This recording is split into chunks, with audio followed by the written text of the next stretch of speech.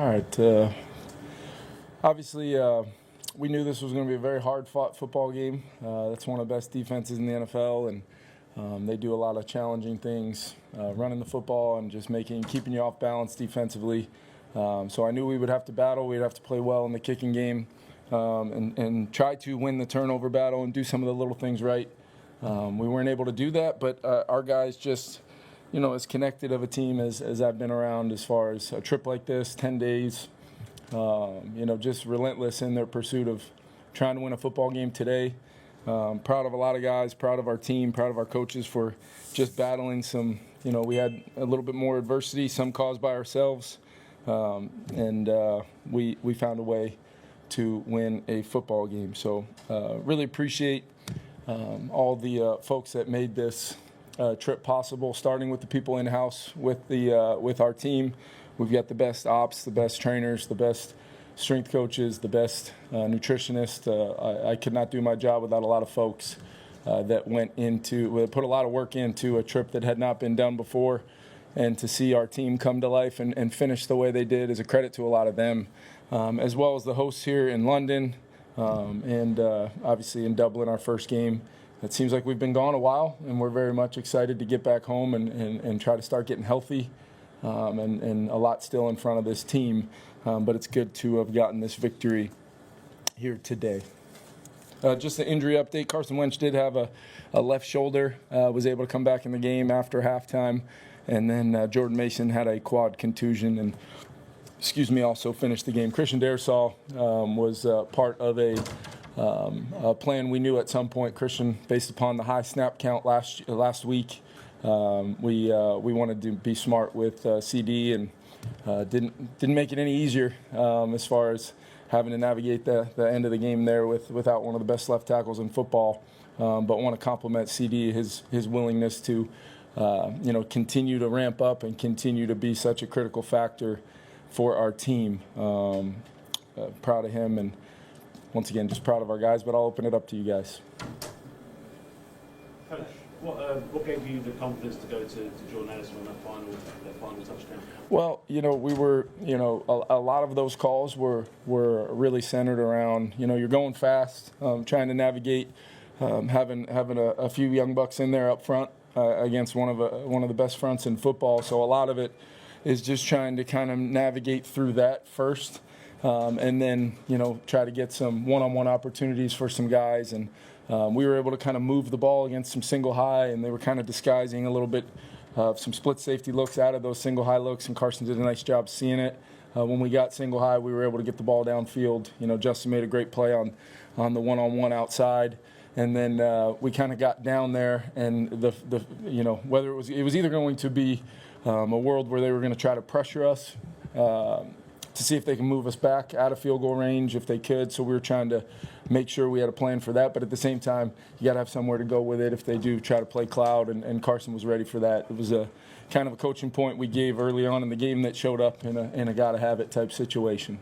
Are you able to tell us, Coach, why Jordan wasn't on the field in the first quarter? Yeah. We're always going to keep a lot of those details in-house, but I do think I want to share with you guys. He missed a walkthrough this week, and, those types of things aren't in alignment with our standards, and wanted to make sure he was held accountable for that. But at the same time, he knows that. I thought he handled it professionally. He spoke with the team to let them know that whenever I gave him the opportunity to go in the game, they could count on him, and he makes the game-winning catch. But I love Jordan Addison. I think he's a guy that I care about tremendously, and he knows that every guy in that locker room has his back. He knows that I will never waver in my confidence and belief in him. But at the same time, we've got standards, and personal responsibility and accountability are huge if you want to talk about culture. So that's what happened there. It felt like there were a lot more moving pockets, like boots and stuff like that, in this game plan than there have been in the past couple of years for you. Was that a product of the defensive line, offensive line matchup, or am I reading that wrong? Yeah. We wanted to make sure we had a game plan to try to win the game today. Hi, Coach. Those defensive plays at the end of the second quarter to hold out the Browns, you That was minimised huge. them to only the field goal. Did that give you massive boosts going in at halftime? Because you came out at the start of the third quarter with a real energy, a real drive to being able to hold them. Yeah, I think, first and foremost, you're able to, get the stop when you defer to start the game, and that kind of opens that door to a possible chance at doubling up, to end the quarter and start the second half. And we didn't do that, but I did feel like that stop, even after giving up the drive we did to keep them out and hold them to 3, was a boost. And then it was the offense's turn to go out there and stack some plays. I do believe, we had some critical penalties that eliminated an explosive run and an explosive pass today. Two fumbles that just cannot happen. So we've got a lot to clean up. It is early in the season, and I'm going to continue to challenge and push every coach, every player, to maximize what we can become as a football team by growing individually and collectively. And it always starts with me, and I've got to do that as well. But yes, there was moments in the game where I thought, like I said, the connectedness and just the team that's been bonded together through some unique circumstances over the last 10 days, but long before that as well, it showed itself. There was no flinch. There was no defense. Gets a stop. We get an incredibly short field, and we fumble the ball on the first. Darn near in field goal range, and we fumble that ball, have an error up front, and allow immediate penetration. Those things can't happen consistently if you want to win games. I'm excited we were able to battle and go finish the way we needed to, but there's still a ton of improvement that has to happen for our football team, and like I said, it starts with me. Kevin, as a former quarterback yourself, on the final drive prior to it, what would you say to Carson Wentz? This Browns defense got 3 sacks in the game, causing problems throughout the whole 4 quarters. What were you saying to Wentz prior to that drive as he went on to throw to Addison to win the game? Yeah, I just, it can be in the back of a guy's mind when he knows he's got some young guys in there against the front like that. I just told him to trust me. I just told him, let me worry about, as best I can what's happening up front and help where I can. I just want you to play fast and see it and throw it. And I thought he had some incredible throws to move us down the field in that sequence and score. Can we go into this game with a firm amount of snaps for Christian Darrisaw, or is it just kind of working with him in terms of how he's feeling, or what was the plan? Yeah, coming out of the high snap count last week, which he really went from, the first half against Cincy, and then we had nearly 80 plays against Pittsburgh, and it's just that direct dialogue, Kevin, between Christian and myself and our training staff. And, just as he worked through the week, we tried to give him as much time to turn over, but that's a pretty aggressive jump for his snap count. I gave him so much credit for staying in there and battling to the very end in Dublin. And then we just wanted to make sure this guy's had an unbelievable journey back where he deserves so much credit for what he means to our team and his individual journey that I think the right thing to do is always to have that open dialogue and try to create a plan that the player can feel good about, regardless of, it necessarily is what I want in the moment. That does not matter. It's what's best for our players. Adversity is the word that you use to describe this team and the trip that you've had. Like you said, a longer trip than most teams have made. Injuries, key injuries on the offensive line and on the defense. JJ not come in but not being able to play either, and the guys have all been stepping up. What is that a testament to the character and the strength of this team, and how proud of you are you of the guys that have stepped up and had to start effectively? Yeah, I'm not sure anybody's had a trip like this, but it's definitely on the podium for the longest, I would believe. I don't want to.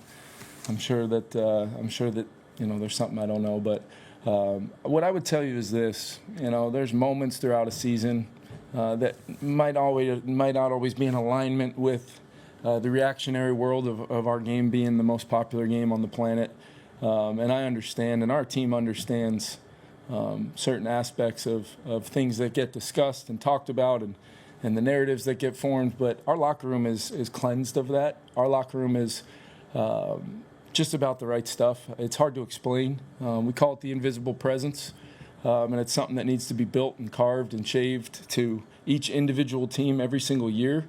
But it's important, and it's something that matters. And I'm sure there's going to be people that listen to that and think that's the strangest thing they've ever heard. But so be it. It matters to the Minnesota Vikings. Coach, Carson Wentz, 2 wins out of 3 now. Is this beginning to look like potentially it's his job to lose. How are you evaluating the quarterback situation going forward? Yeah, I'm just excited we got the win today, and we're going to move forward in this bye and get as healthy as we can at all positions and attack this thing through the next few games. Coach, speaking of the bye week, last year obviously you went into it 5-0 but then lost to 2 coming out. Yep. Now you're 3-2. How can you ensure that you're going to be sharper coming off the bye this time, especially when you're going to be playing the Eagles and the Chargers? Yeah, so I think it's really important first and foremost that we exhaust our opportunities to get healthy.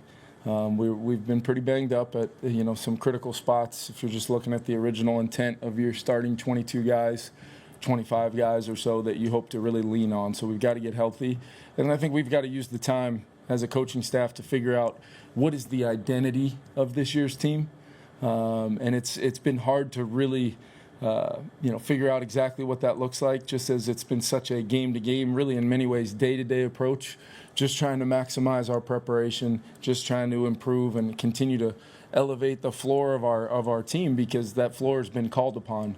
We're 3-2. We're going to be able to go home after what's been a trip that has required some things out of a lot of people, and we got 1 win on this trip. We would have loved to come away with 2, but we were relentless today in our pursuit of just finding a way to win a football game against a good team. Kevin, how would you describe what Justin gave you today? Yeah,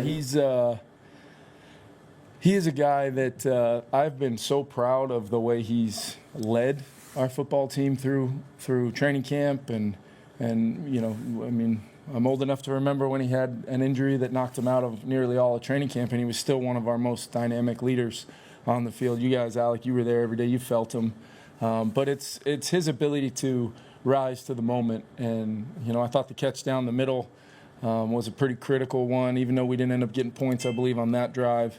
And then he makes the play down the right sideline, and just our team feeds off of 18 in so many ways, and we have so many explosive players on the outside. TJ, Josh, TJ Hawkinson's another guy, Alec, that we're asking a lot of him right now that doesn't necessarily coincide with him being one of the best route running tight ends in the NFL. And there's some sacrifice going on all across our football team to do whatever is required to win one game. And that mentality can be a powerful thing as we inevitably, start to get some guys back. I told our team the other day, the good news is, a lot of our guys that we have down right now, they will return. And we can start to really figure out exactly what we are as a team. But I still think the growth and the identity you're forming, through these opportunities, you only get 17 of them, and there are none to take for granted. We need to be razor sharp in preparing to win however we need to win. And metrics and all the, we did a lot of things to lose the game today, but you'd never know it just watching our guys compete and just continuing to play the next snap. And that is a unique characteristic of teams that will find a way to navigate the journey ahead. Last two. Just on the final drive, after you went into a little bit of a rut in the sort of third and fourth quarter, just after the opening series in the second half, how do you go about sort of implementing a sort of flow for that final drive? Like, how would you go about finding that again when you've got a must-have-it situation? Yeah, it's first and foremost, my brain hurts right now, if I'm being honest with you. Navigating that at the end and just trying to make sure that our team maintained their poise, specifically on offense, knowing that we had to travel a good bit there to try to get 7 to win the game. But what I would say is you go back to, the rut, we have the type of drive where we're very, we're able to stack plays to start the second half when we go down and score. And I made a bad play call. We'd been running some quick game on a 1st and 10. And we thought we had, kind of help prepared, and we ended up getting an inside move on a 1st and 10 that taking a double move to Jordan Addison had been set up and might have a chance for it. But that's the risk-reward proposition that you battle as a play caller on game day. It's hard defense to drive the ball over and over 12, 13, 14 plays. You're going to need some explosives mixed in against that group.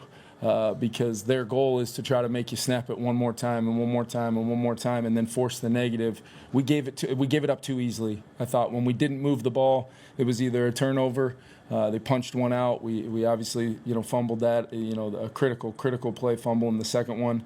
And then just there were some, penalties that force you into those long yardage situations that they're foaming at the mouth for those plays, and you try to avoid them and navigate that while also picking your spots to see if you can take a chunk or two to try to get into that area where we feel pretty confident in our red zone plans. If we, when we can get down there, we feel comfortable and confident that we're going to find a way to punch it in.